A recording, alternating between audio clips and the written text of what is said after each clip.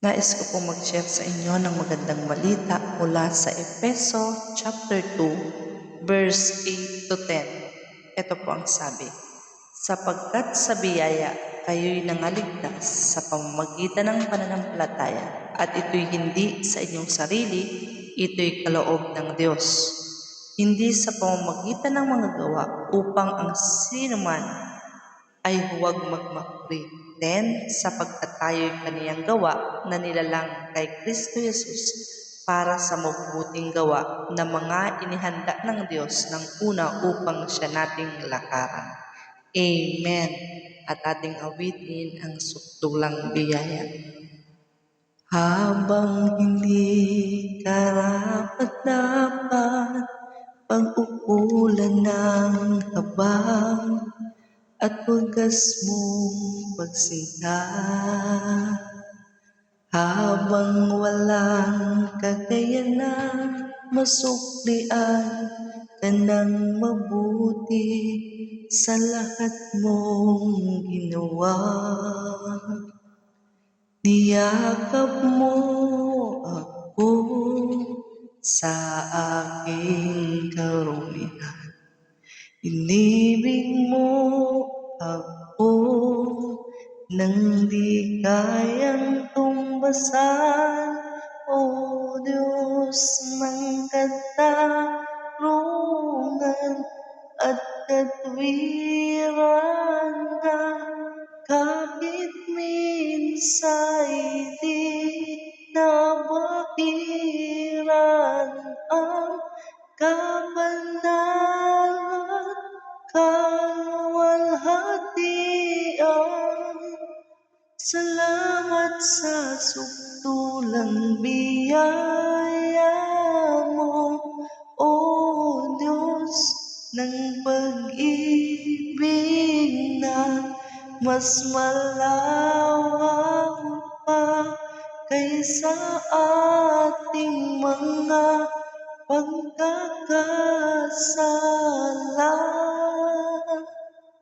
Higit pa sa buhay ko, salamat sa sukdulang biyaya mo.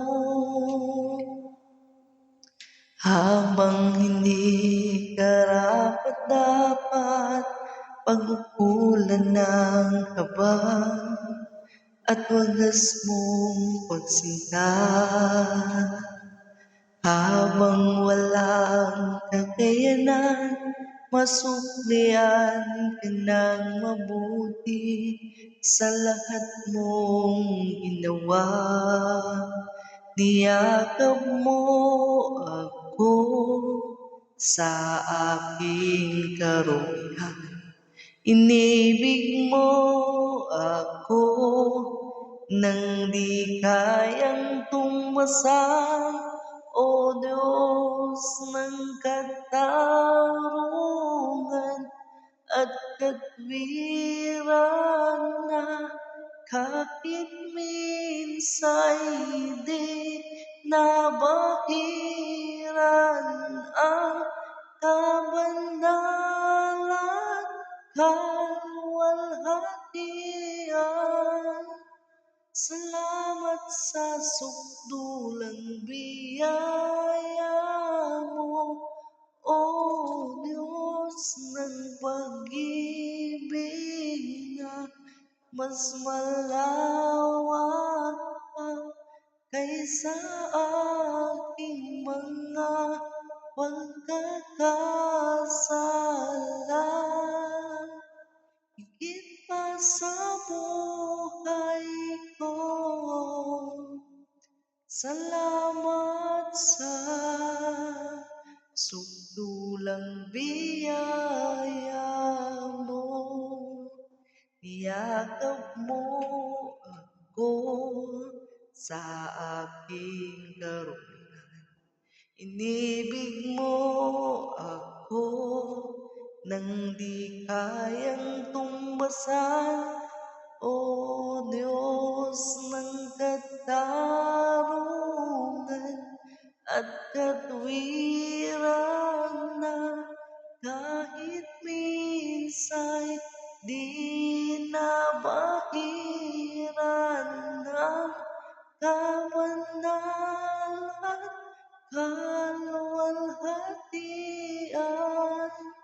Salamat sa sandulang biyaya mo, O Diyos ng pag-ibig na mas malawak pa kaysa aking mga pagkakasala.